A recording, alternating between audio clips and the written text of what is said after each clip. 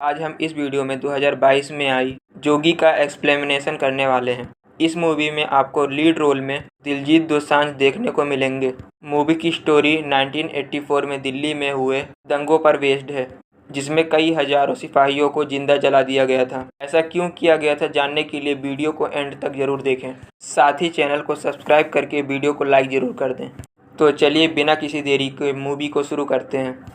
Movie की starting में हमें बताया जाता है 1 जून से लेकर 10 जून 1984 में खालिस्तानियों ने अमृतसर स्वर्ण मंदिर में कैरम किया था। इंदिरा गांधी ने उन्हें रोकने के लिए ऑपरेशन ब्लू स्टार चलाया था, जिसमें कई सारे सिख लोगों की जान चली गई। और उसी आक्रोश में आकर 31 अक्टूबर 1984 को इंदिरा गांधी के बॉडीगार्ड ने ही इंदिरा गांधी को शूट कर दिया था।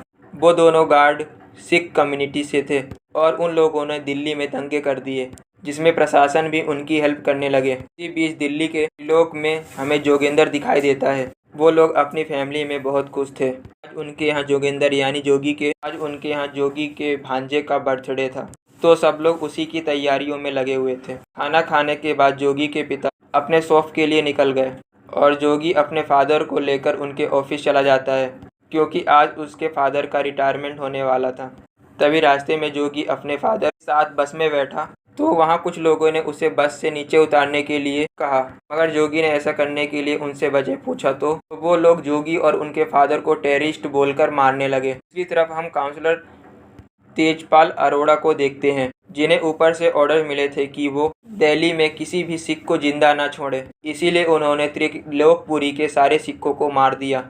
उधर जब तेजेंद्र अपने शॉप पर गया तो कुछ लोग वहां पर आकर उसके शॉप में उसे मारने लगे और डीजल लेकर उसके पूरी शॉप में उसके साथ ही आग लगा दी और बाहर से शॉप के शटर को बंद कर दिया, जिस आग के जलने से तेजेंद्र की ऑन द स्पॉट मौत हो जाती है। और उसके बाद में पूरी त्रिलोकपुरी आग से जल रही थी। वो लोग सभी के सिखों के घरों को आग लगाने लग गए, जिसमें वो सभी सिखों को जिंदा ही जला रहे होते हैं। पूरे दिल्ली में डर का माहौल फैला हुआ होता है। उधर जोगी जब उन लोगों से बचकर अपने घर की तरफ आ रहा था तो उसने रास्ते में कई सारे सरदार भाइयों को जलते हुए देखा। ये देखकर जोगी एकदम से शॉक हो गया। तभी पीछे से एक आदमी ने आकर उसके फ्रेंड को गोली मार दी। तब जोगी ने अपने फादर को घर जाने को कहा और वो उस फ्रेंड को लेकर घर के पास में एक किसी के घर में घुस गया, जहाँ पर थोड़ी देर बाद कुछ दंगाइयों ने आकर वहाँ पर आग लगा दी और जोगी वहाँ से अपनी जान बचाकर निकल गया। वो वहाँ से डायरेक्ट अपने घर पर आया। कोई नहीं दिख रहा। तभी उसने अपने पड़ोसी कुरवेंद्र के घर पर देखा कि उन्होंने डर की वजह से अपने छोटे बेटे को लड़की की ड्रेस पहना कर रखे थे और बड़े बेटे के बालों को काट दिया था, ताकि दंगाई उन्हें सिख समझ के जला ना दें। यह सब देखकर जोगी अंदर ही अंदर टूट जा रहा था। उससे ये सब देखा नहीं जा रहा था। तभी उसे एक घर के अंदर अपनी फैमिली मिल गई। उसकी सिस्टर बिल्कुल चुप बैठी हुई थी, क्योंकि वो अपने हस्बैंड तेजेंद्र के शौक में थी। उसे लग रहा था कि शाम को उसके हस्बैंड घर लौट आएंगे, सब मिलकर बर्थडे मनाएंगे। पर जोगी उसे सदमे से बाहर निकालता है और फिर वो जोगी के गले लगकर रोने लगती है। सिर्फ कुछ ही घंटों में उनका सब कुछ बर्बाद हो गया था। उनके साथ रहने वाले लोग ही अब उनके दुश्मन बन के रह गए थे, क्योंकि बाहर नफरत का माहौल था। नेक्स्ट सीन में तेजपाल त्रिलोकपुरी के स्टेशन में आता है। वहाँ पर उन्होंने कुछ गुंडों को हायर करके रखा था, जो पहले उनके ही जेल में कैद थे, ताकि वो लोग त्रिलोकपुरी में दंगे और ज़्यादा बढ़ा दें और सारे सिखों को मार दें। उसने उन गुंडों को एक सिख के जान के बदले में 1000 देने का बोला और तेजपाल ने एसआई कुलदीप से बोल दिया था, लोगों को जितना भी डीजल पेट्रोल हथियार चाहिए वो सारे इन्हें दे दिए जाएं। त्रिलोकपुरी में एक भी सिख जिंदा नहीं बचना चाहिए। दूसरी तरफ जोगी ने सारे सिखों को गुरुद्वारे में ले जाकर बंद कर दिया, ताकि दंगाइयों को उनके बारे में पता ना चले। उनकी जान बचाना अब उसकी जिम्मेदारी बन गई थी। वो अपने लोगों को ऐसे रास्ते में जलते हुए नहीं देख सकता था। और तभी उसके पास रविंदर आता है, जोगी को बताता है कि वो यहाँ पर बिल्कुल भी सेफ नहीं है, इसलिए वो आज रात ही मोहाली पंजाब अपने घर वालों के साथ निकल जाएगा। वो उसे सही सलामत अपने जीप से 4 घंटे में मोहाली छोड़ देगा। पर जोगी इसके लिए एग्री नहीं होता है, क्योंकि वो सेल्फिश होकर अपनी फैमिली को लेकर यहाँ से भागना नहीं चाहता था, क्योंकि बाकी लोगों की जिम्मेदारियाँ भी उसके ऊपर आ चुकी थी। इसलिए वो सबको यहाँ से सही सलामत निकालना चाहता था। मगर सिटी में जिस तरह के हालात थे, इतने सारे लोगों को बॉर्डर पार कराना आसान नहीं होता है। फिर भी रविंदर उसकी हेल्प करने को रेडी हो जाता है, क्योंकि उनकी फ्रेंडशिप बहुत गहरी थी। जोगी रविंदर के साथ एक बाउली पर आता है और वहाँ पर रोते हुए अपने केस को काट देता है ताकि पुलिस और दंगाई लोग उसे सरदार नहीं पहचाने, और उसने ये कुर्बानी अपने लोगों को यहाँ से जाने के लिए दी थी। इसके बाद जब वो अपने माँ के पास आता है तो इस तरह जोगी को देखकर उसकी माँ बहुत रोती है, पर उसकी कुर्बानी को बाकी लोग सराहते भी हैं। उसके बाद जोगी रविंदर के साथ अपने एक कलीम के साथ मिलता है और उसे सारी सिचुएशन के बारे में समझाता है। तभी कलीम एक ट्रक रेडी करवाता है जिसमें वो 2 पार्टीशन करवाता है। अंदर की साइड में लोगों को बैठने के लिए एक कंपार्टमेंट और बाहर की साइड में सामान रखने के लिए दूसरा कंपार्टमेंट, ताकि कोई उन पर शक नहीं कर पाए। और फिर ट्रक रेडी होने के बाद जोगी अपने लोगों को उस ट्रक में बैठा देता है, मगर अभी भी कुछ लोग रह जाते हैं जिन्हें वो दोबारा ले जाने वाले थे। इसलिए जोगी अपने एक फ्रेंड दलील को उन लोगों के साथ छोड़ देता है और खुद रविंदर के साथ बाकी लोगों को लेकर ट्रक के साथ निकल जाता है, जहां रास्ते में उसे कलीन मिलता है जो ट्रक के बाहरी वाली कंटेनर में हथियार और कुछ बोरियां भर देता है। मगर जब वो पेट्रोल पंप पर डीजल भरवाने के लिए रुकते हैं तो उन्हें वहां पता चलता है सारा डीजल तेजपाल के पास चला गया है और वहां पर जाकर डीजल लेने में बहुत ज़्यादा रिस्क था, पर कोई दूसरा ऑप्शन भी उनके पास नहीं था। इसलिए वो लोग तेजपाल के वेयर हाउस में पहुंच जाते हैं। वहां पर पहुंचकर रविंदर डीजल की कुछ कैन मांगता है। वहां का ओनर तेजपाल को फ़ोन करके पूछता है एसआई रविंदर डीजल की कुछ कैन लेने आया है। तो तेजपाल उनसे कह देता है कि वो उनका ही आदमी है, उसे जितना ही डीजल चाहिए वो उसे दे दे। उन्हें लग रहा था कि डीजल सिक्कों को जलाने के लिए मांग रहा है। साथ ही तेजपाल रविंदर को कॉल करके कहता है कि उसने जो लिस्ट दी थी उसमें से कल तक एक भी आदमी जिंदा नहीं बचना चाहिए। उसके बाद जोगी और रविंदर वहां से ट्रक लेकर निकल जाते हैं। उधर तेजपाल के पास एसआई आता है और वो तेजपाल को बताता है। इसलिए तेजपाल रविंदर को कॉल करके कहता है कि उन्हें पता चला है कि गली नंबर 6 में कुछ लोग छुपे हुए हैं, वो जल्दी से जाकर उन लोगों को ख़त्म कर दे और सारे घरों को जला दे। इस वजह से रविंदर बहुत बड़ी प्रॉब्लम में आ चुका था। अगर वो तेजपाल के ऑर्डर्स को नहीं मानता तो उन्हें पता चल जाता कि रविंदर जोगी के साथ मिला हुआ है और वो उनके लोगों को बचाने की कोशिश कर रहा है। ये बात सुनकर जोगी रविंदर पर गुस्सा करने लगता है कि वो अपने घरों को कैसे जलते हुए देख सकता है, पर जोगी के फादर उसे समझाते हैं कि यही उनके लोगों के लिए अच्छा रहेगा। इसलिए रविंदर और जोगी प्लान करके दूसरी जगह से लाशों को गली नंबर 6 में डाल देते हैं और फिर सारे घरों को डीजल डालकर जला दिया जाता है। ये सब नहीं चाहते हुए भी जोगी को ये सब करना पड़ रहा था। वो अपने आंखों के सामने अपने घरों को जलते हुए देखकर बहुत दुखी हो रहा था। इसके बाद वो लोग सारा काम करने के बाद मोहाली के लिए निकल जाते हैं, जहाँ पर एक टोल टैक्स पर उन्हें रोक लिया जाता है और वहाँ के पुलिस इंस्पेक्टर उनके ट्रक की तलाशी लेने को तैयार रहता है। में वो ट्रक का सारा सामान नीचे उतरवा देते हैं और जैसे ही अंदर वाले कंपार्टमेंट के गेट को ओपन करते हैं तो उन्हें वहाँ पर कई सारे सिख लोग बैठे हुए दिखाई देते हैं, जिसके बाद रविंदर और जोगी की उनके साथ फाइट होने लगती है और फिर वो उन लोगों को घायल करके वहाँ से भाग जाते हैं। इसके बाद ये बातें वो inspector Trilokpuri police station call करके बता देता है और ये सब सुनकर ऐसा ही समझ जाता है कि रविंदर ही जोगी के लोगों को बाहर निकालने में मदद कर रहा है और वो इस चीज़ की जानकारी तेजपाल को जाकर दे देता है। तब तक जोगेंद्र अपने लोगों के साथ मोहाली के बॉर्डर पर पहुंच चुका होता है और वहां के इंस्पेक्टर को त्रिलोकपुरी में होने वाले दंगे के बारे में बताता है, जिसे सुनकर वो लोग उनकी हेल्प करने को रेडी हो जाते हैं और सही सलामत सभी सिक्कों को मोहाली के में एंटर करा दिया जाता है। मगर अभी भी कुछ लोग त्रिलोकपुरी में फंसे हुए थे। तेजपाल रविंदर को अपने पास बुलाते हैं और उससे पूछते हैं क्या उसने गली नंबर 6 के लोगों को ठिकाने लगा दिया है। तो रविंदर बोल देता है हाँ कि उसने सभी लोगों को जला दिया है, पर लाली उनसे कहता है कि रविंदर झूठ बोल रहा है, उसने दूसरी गली से उठाकर कुछ लोगों को गली नंबर 6 पर रख दिया है और फिर आग लगा दी थी। जिस पर तेजपाल रविंदर को धमकी देते हैं कि अगर वो अपनी फैमिली को बचाना चाहता है तो वो जोगी की लाश को लाकर उसको दे।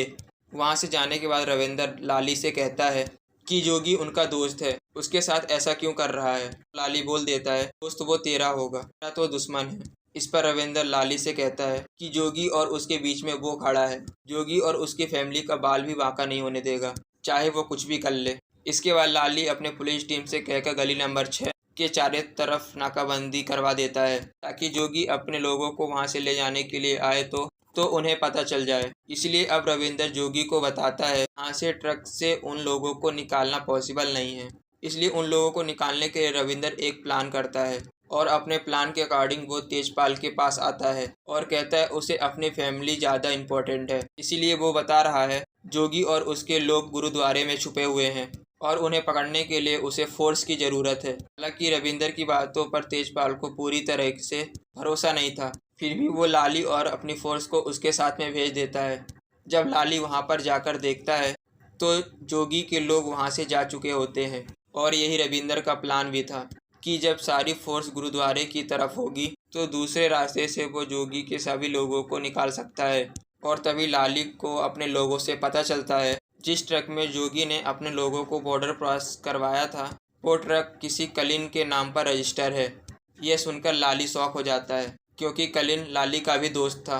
कलीन ने ही जोगी के लोगों को दरगाह में जाकर छुपने का बताया था। अब नेक्स्ट सीन में लाली कलीन के घर आता है जहाँ पर उसे कलीन की बहन शहनाज मिलती है। वो उसे अंदर आने के लिए कहती है। शहनाज को बताता है कि उसने उसका एक ट्रक को पकड़ा है जिसमें सिख लोगों को बॉर्डर पार कराया गया था, इसलिए जैसे ही कलीन घर पर आ जाए तो उसे उसके पास भेज दे। उस टाइम पर कलीम और जोगी घर पर ही रहते हैं और ये सब सुनकर वो लोग समझ जाते हैं कि लाली को शायद पता चल गया है कि उनके लोग दरगाह में छुपे हुए हैं, इसलिए वो जल्दी से दरगाह पहुंचकर उन लोगों को बाहर निकालने लगते हैं। तब तक लाली अपनी पुलिस फोर्स के साथ वहां पर पहुंच चुका होता है। उसे आता हुआ देखकर सारे सिख लोग वहां से भागने लगते हैं, जिसमें भागते हुए पुलिस की गोली दलेर को लग जाती है। फिर भी वो लोग हिम्मत करके खाली बिल्डिंग में जाकर छुप जाते हैं और लाली उन्हें ढूंढ नहीं पाता है। उधर तेजपाल के पास ऊपर से कॉल आता है कि वो अपना काम जल्दी से ख़त्म कर दे क्योंकि कुछ घंटों के बाद वहां पर आर्मी पहुंच जाएगी। दरअसल तेजपाल ये सब करके अपने एमपी की सीट क्लियर करना चाहता था, इसीलिए वो सिख लोगों को मरवाकर बाकी वोटर्स को अपने तरफ शामिल करने का सोच रहा था।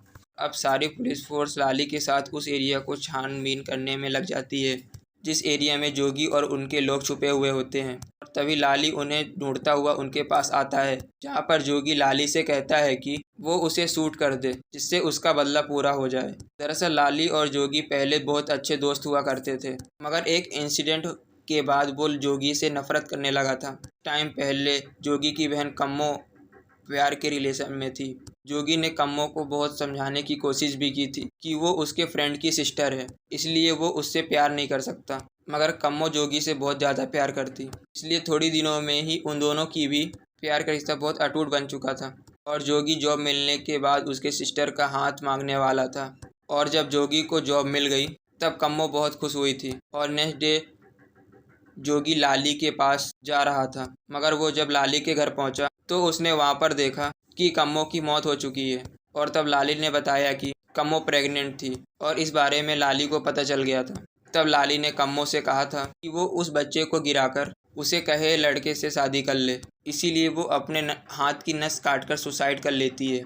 इस बात से लाली और जोगी की दोस्ती हमेशा के लिए टूट जाती है और लाली अपने सिस्टर के मौत का जिम्मेदार जोगी को मानने लगा था। पर जोगी लाली से बताता है कि वो कम्मो से बहुत ज़्यादा प्यार करता था, इसलिए जितना दुख उसे उसके सिस्टर के खोने का है उससे कहीं ज़्यादा दुख उसे उसके प्यार और उसके बच्चे के खोने का दुख उसे है। ये सब सुनकर लाली इमोशनल हो जाता है और उन्हें छोड़कर वहाँ से चला जाता है। उसके बाद रविंदर जोगी को बताता है कि इस टाइम पर सिटी में सबसे ज़्यादा सेफ त्रिलोकपुरी की जेल ही सबसे सेफ जगह है, क्योंकि अभी वो पूरी तरह से खाली है। उसके कैदियों को तो तेजपाल ने सिटी में छोड़ रखा है, इसलिए रविंदर उन सभी सिखों को एक सीक्रेट रास्ते से जेल के अंदर ले जाता है और वो जोगी के साथ दलेर को लेने वापस उस बिल्डिंग में आता है, क्योंकि दलेर उस टाइम पर इंजर्ड था तो वो उनके साथ नहीं जा पाया था। और वहाँ पर उसके लोग तेजपाल और रविंदर के घर पर अटैक कर देते हैं और उन तीनों को लाकर जेल के बाहर डाल देते हैं, जहाँ पर तेजपाल भी आया हुआ होता है। वहाँ तेजपाल जोगी से कहता है कि वो गली नंबर 6 के लोगों का पता बताए तो वो उसे छोड़ देगा। जब जोगी उसे बताने से मना कर देता है तब वो उसके फ्रेंड दलेर को गोली मार देता है। इसके कारण गुस्से में आकर जोगी तेजपाल के मुंह को तोड़ देता है और उसके मुंह से ब्लड निकलने लगता है और तेजपाल भी गुस्से में जोगी को शूट कर देता है। जोगी को बुलेट लगते ही जेल में से उसकी सिस्टर चिल्लाने लगती है, जिससे तेजपाल को पता चल जाता है कि सारे सिख लोग जेल में छुपे हुए हैं और फिर वो उन सब लोगों को जेल में अपने लोगों को भेजकर निकलवा लेता है और उन सब लोगों को जलाने के लिए बोल देता है और खुद वहाँ से निकल जाता है। तब तक लाली वहाँ पर आर्मी को लेकर पहुँच जाता है जिससे तेजपाल के लोग पकड़े जाते हैं और सारे सिख लोग बच जाते हैं। मगर इस लड़ाई में जोगी अब इस दुनिया में नहीं रहा। सारे लोग जोगी की मौत को देखकर बहुत दुखी होते हैं और वहीं पर बैठकर रोने लगते हैं। उसके बाद जोगी की सिस्टर जोगी को पगड़ी पहनाती है और इज्जत के साथ उसे विदा करती है और इसी के साथ इस मूवी की एंडिंग भी हो जाती है। सच में ये